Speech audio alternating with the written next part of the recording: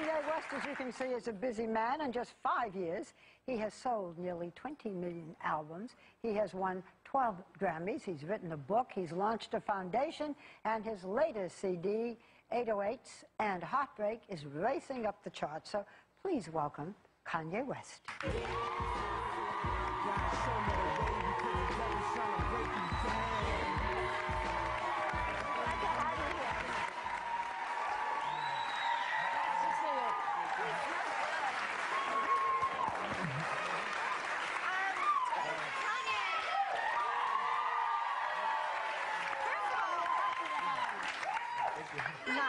Have you seen Barbara in her panties before an interview? We need to know. I can't speak on that. Okay. We did an interview for 10 Most Fascinating People. It was, what, 4 years ago? How did I look in the brown panties? Do you remember?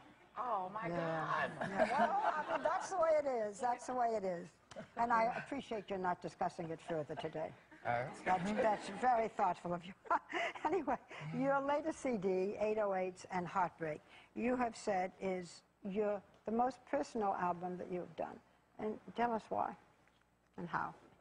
Well, I was dealing with or still am dealing with a lot of heartbreak. And after my mother passed, at that point in my life, I really didn't have anything to lose. And a lot of artists, you know, they get so caught up in what the fans want them to do and what they've done before that they don't express themselves at the point they're at in their life at that point. And I've always been really into melody, and I've always been very self-conscious about singing, but I love singing in the shower, and I could come up with all these great melodies and work with John Legend and work with Alicia Keys and, you know, help them, you know, come up with some of the stuff. And I just wanted to express, you know, my feelings through song. And I wanted to come up with a sound that I felt was very international, used very worldly drums, taiko drums, very cinematic, and also auto-tune. It's a big thing in the urban community about too much auto-tune, not enough auto-tune, and it being a cheesy sound, which we actually used on the first album. Right. And dance groups always use auto-tune and everything. And I thought it was interesting for me, being a true artist, to use a medium that people in my community didn't respect and say, okay, you know, I'm one of the more respected artists, and I'm going to use this medium and make great music with it. Yeah. When we did our interview together, your mother was with us, and I know how close you were, and you had not only the grief, but you had to go through the grief in public, which must have been even more difficult. Now you can express it in this album. Yeah. Well, I feel like the album maybe was like it's like me sitting on the couch in front of the world, like sitting on like talking to a therapist, and I had to scream it out because, you know, when you hold anger or lies or secrets or anything in your heart, then it can tear you up. You can implode. You know. Is that why it took only? Because normally your albums take a long time. This only took 3 weeks, I'm told. Is that accurate? Yeah, we just went to. I go to Hawaii to just calm down, because sometimes when I'm in New York, it's so much stuff happening that my nerves start. Right.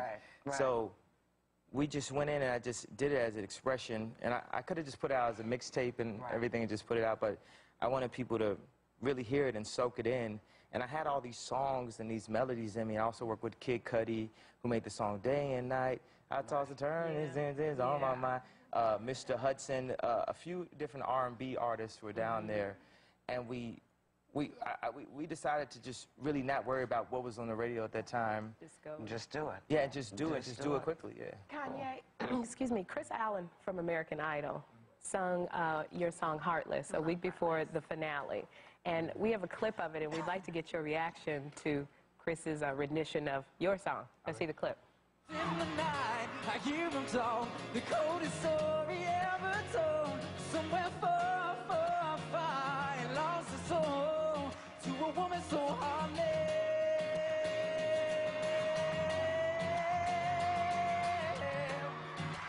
Oh, how could you be so heartless? Wow, yeah, what did you think of his rendition?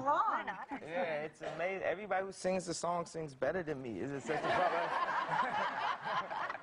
It's in a lot of the Fray, one of my favorite rock bands, covered it. Yeah.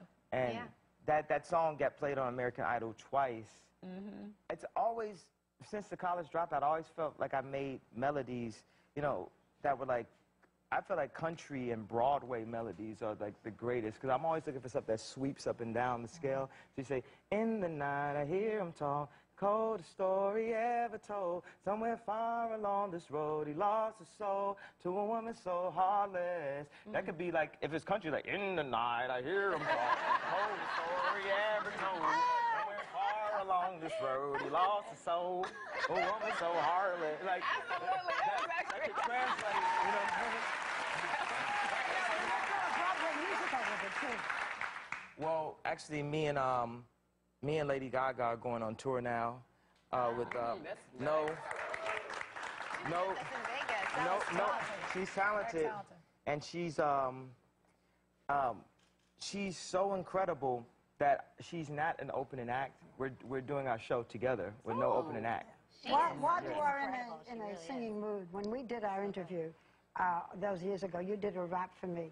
Do you have a little rap you could do for all of us? Oh man, I'm kind of being put on the spot. Let me see if I can make some. Make one up about her bra and panties. No.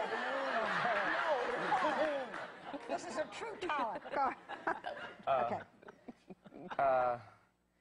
Kanye Omari with my entourage, no Ari, in a motorcycle jacket, no Harley. She said, dude, that's cool, gnarly.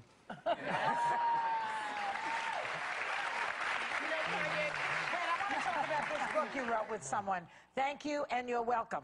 You have, it's like a book about your philosophies, yes? One of them says, get used to getting used.